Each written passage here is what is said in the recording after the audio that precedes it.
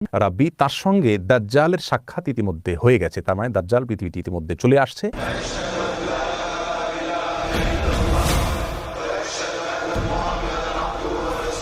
আলহামদুলিল্লাহ ওয়াসসালাতু ওয়াসসালামু আলা রাসূলিল্লাহ ওয়া আলা আলিহি ওয়া আসহাবিহি ওয়া মান ওয়ালাহ, মা বাদ। সুপ্রিয় দর্শক শ্রোতা ভাই বোন, ইসরায়েলের প্রথম সারির একটি দৈনিক, একটি গণমাধ্যম ইসরায়েল টুডে, সেখানে দাজ্জালের আগমন সম্পর্কে একটা তথ্য দেওয়া হয়েছে একটি সাক্ষাৎকারে। সেই তথ্যকে কেন্দ্র করে পৃথিবীর অনেক মানুষের মধ্যে কৌতূহল তৈরি হয়েছে, আলোড়ন সৃষ্টি হয়েছে। সেই সাক্ষাৎকারটা দিয়েছেন একজন ইহুদি ধর্ম পণ্ডিত বা রাব্বি। তিনি সেই সাক্ষাৎকারে দাবি করেছেন যে তাদের ধর্মীয় ব্যক্তিত্ব, সিনিয়র ধর্মীয় ব্যক্তিত্ব একজন রাব্বি, তার সঙ্গে দাজ্জালের সাক্ষাৎ ইতিমধ্যে হয়ে গেছে, তার মানে দাজ্জাল পৃথিবীতে ইতিমধ্যে চলে আসছে।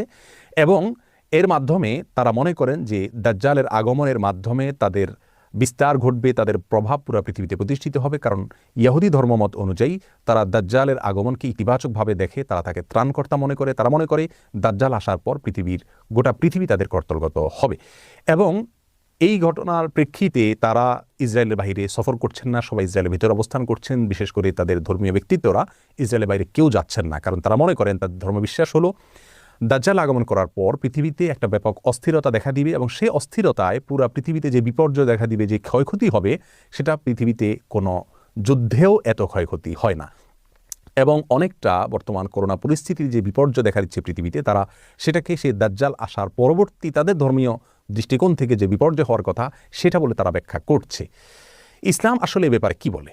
একজন মুসলিম হিসেবে আমাদের বিশ্বাস কি হওয়া উচিত? দাজ্জাল কি আসলে চলে এসছে, বা এই সময় দাজ্জাল চলে আসার কথা কি না? আমরা তাদের এই সাক্ষাৎকার বা তাদের সংবাদকে বা তাদের এই দাবিকে বিশ্বাস করব কিনা, বা কিভাবে ব্যাখ্যা করব, এ বিষয়ে আমরা সংক্ষেপে কিছু কথা বলবো। মা তৌফিক ইল্লা বিল্লাহ। প্রিয় দর্শক, কিয়ামত নিকটবর্তী হয়ে গেছে। এ বিষয়ে রাসূল আকরাম সাল্লাল্লাহু আলাইহি ওয়াসাল্লাম অনেক আগে আমাদেরকে জানিয়েছেন। তিনি বলেছেন, বুইসতু আনা ওয়া সাআতু কাহাতাইন, আমার এবং কিয়ামতের অবস্থান হলো দুই আঙ্গুলের মতো। অর্থাৎ আমার পরে পৃথিবীর সবচেয়ে বড় ঘটনা হলো কিয়ামত, তথা পৃথিবীর বা মহাবিশ্বের ধ্বংস বা মহাপ্রলয়। তারপরে কিয়ামতের অনুষ্ঠান ঘটবে। আর কিয়ামত কবে হবে বা মহাপ্রলয় কবে হবে তার দিনক্ষণ তিনি না বললেও নবী আলাইহিস সালাম আমাদেরকে অনেকগুলো পূর্বাভাস বা আলামতের কথা বলেছেন। সেই আলামতগুলো দুই ধরনের, কিছু আছে ছোট আলামত, কিছু আছে বড় আলামত। কিয়ামতের ছোট আলামত প্রায় 100রও বেশি। সে 100 আলামতের ভিতরে সর্বশেষ আলামত যেটা বলতে পারি তা হলো ইমাম মাহদির আগমন। ইমাম মাহদির আগমন এখনও পৃথিবীতে ঘটেনি, তবে ইমাম মাহদির আবির্ভাবের পূর্ব মুহূর্তের পরিস্থিতি পৃথিবীর কেমন থাকবে সে সম্পর্কে হাদিস থেকে ধারণা পাওয়া যায়। সেটা হলো গোটা পৃথিবীতে অন্যায়, অবিচার, অত্যাচার, জুলুম এটায় পরিপূর্ণ হয়ে যাবে। আর তখনই ইমাম মাহদির আবির্ভাব হঠাৎ করে ঘটবে, এবং রাতারাতি তিনি গোটা বিশ্বের সুপার পাওয়ারে পরিণত হবেন এবং গোটা বিশ্বকে উল্টা মেরুতে নিয়ে যাবেন, ইনসাফ এবং ন্যায় দিয়ে পরিপূর্ণ করবেন। এরপরে কিয়ামতের বড় আলামতগুলো দেখা দিবে, যে সম্পর্কে সহিহ মুসলিমের হাদিসে নবী আলাইহিস সালাম বলেছেন কিয়ামত ঘটবে না 10টি আলামত আসা ছাড়া। সেগুলোকে ওলামায়ে কেরাম, ইসলামের বড় বড় পণ্ডিতগণ, ইমামগণ কিয়ামতের বড় এবং বৃহৎ আলামত হিসাবে চিহ্নিত করেছেন। সেই আলামতগুলোর একটি হলো বড় ধোঁয়া দেখা দিবে কিয়ামতের আগে, যে ধোঁয়া পৃথিবীর ইতিহাসের বড় ঘটনা হবে এবং অনেক ব্যাপক আকারে হবে।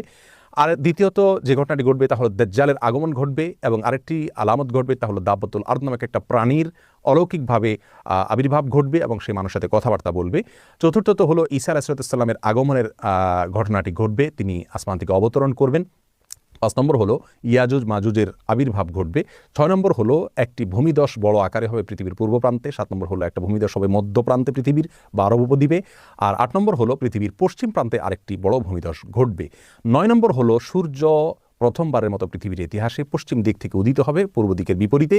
আর 10 নম্বর হলো একটি আগুনের আবির্ভাব ঘটবে, যে আগুন মানুষকে ধাওয়া করতে করতে হাসরে একত্রিত করবে। এই বড় 10টি আলামতের ভিতরে আমরা দেখতে পেলাম যে শুরুর দিকে রয়েছে দাজ্জালের আবির্ভাব, তারও আগে দোকান বা ধোঁয়ার ঘটনা ঘটবে।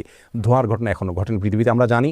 তারও আগে ইমাম মাহদির আগমন ঘটবে, সেটিও এখনও পৃথিবীতে ঘটেনি। অতএব একজন মুসলিম হিসেবে আমাদের বিশ্বাস হবে দাজ্জালের আগমন এখনও ঘটেনি, কারণ দাজ্জাল আসার আগে পৃথিবীতে আরও অনেক কিছু ঘটনা ঘটবে যেগুলো এখনও ঘটেনি।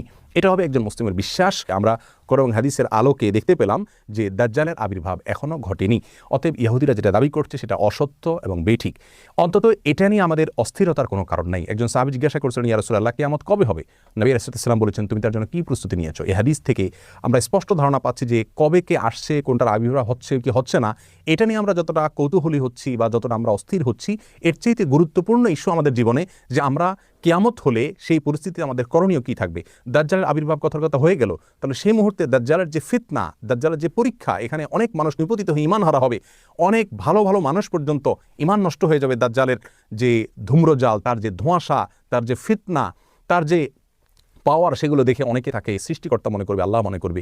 এই পরিস্থিতি থেকে বাঁচার জন্য আমরা কি প্রস্তুতি নিয়েছি? রাসূল করিম সাল্লাল্লাহু আলাইহি ওয়াসাল্লাম দাজ্জাল ফিতনা থেকে বাঁচার জন্য অনেকগুলো আমলি কথা আমাদেরকে শিক্ষা দিয়েছেন। তার ভিতরে একটি হলো সূরা কাহফের প্রথম 10টি আয়াত মুখস্থ করা, অর্থ সহকারে বোঝা ধারণ করা। যে ব্যক্তি এটা করবে ওই ব্যক্তিকে আল্লাহ সুবহানাহু ওয়া তাআলা দাজ্জাল ফিতনা থেকে রক্ষা করবেন। আরেকটি হলো দাজ্জাল ফিতনা থেকে রক্ষার উপায় হলো দাজ্জাল সম্পর্কে নলেজ অর্জন করতে হবে। পৃথিবীর পূর্ব প্রান্ত থেকে তার আবির্ভাব ঘটবে, 40 দিন সে পৃথিবীতে অবস্থান করবে, সিরিয়াতে তাকে ঈসা আলাইহিস সালাম হত্যা করবেন। এভাবে দাজ্জাল সম্পর্কে আরও যে সমস্ত ভয়াবহ তথ্য রাসূল আকরাম সাল্লাল্লাহু আলাইহি ওয়াসাল্লাম দিয়েছেন, যে তার হাতে জান্নাত থাকবে, জাহান্নাম থাকবে, তার পাশ দিয়ে এরকম পৃথিবীর সমস্ত সুখ স্বাচ্ছন্দ্য ঘুরবে, অর্থাৎ নহর নালা সবগুলো প্রবাহিত হতে থাকবে এবং আল্লাহর নেয়ামতগুলো সব তার হাতে থাকবে। সে মানুষকে জীবিত করবে, মৃত করবে, অনেক অলৌকিক বিষয়গুলো সে দেখাতে পারবে। তার একটা চোখ কানা থাকবে, শুকনো আঙ্গুরের মতো চোখ থাকবে, আরেকটা চোখ ভালো থাকবে, কপালে কাফের লেখা থাকবে পরিষ্কারভাবে, খাটো প্রকৃতির হবে। তার সম্পর্কে বিশদ বিবরণ হাদিসে দেওয়া হয়েছে, সেগুলো নলেজ অর্জন করা যাতে তাকে চিনতে সুবিধা হয়। আর সবচেয়ে বড় অস্ত্র হলো আল্লাহর কাছে আশ্রয় প্রার্থনা করা। বিশেষ করে নামাজের শেষ বৈঠকে আত্তাহিয়াতুর পরে, দুরুদের পরে দোয়া মাসুরের জায়গায় একটা দোয়া রাসূল আকরাম সাল্লাল্লাহু আলাইহি ওয়াসাল্লাম শিক্ষা দিয়েছেন। আল্লাহুম্মা ইন্নী আউযু বিকা মিন আযাবি জাহান্নাম ওয়া মিন আযাবিল কবর ওয়া মিন ফিতনাতিল মাহইয়া ওয়াল মামাত ওয়া মিন শাররি ফিতনাতিল মাসীহিদ দাজ্জাল। এই দোয়ার মধ্যে দাজ্জালের ফিতনা থেকে মুক্তির জন্য আল্লাহর কাছে আশ্রয় প্রার্থনা করা হচ্ছে। আল্লাহর কাছে আশ্রয় প্রার্থনা করা হলো মুমিনের সবচেয়ে বড় অস্ত্র।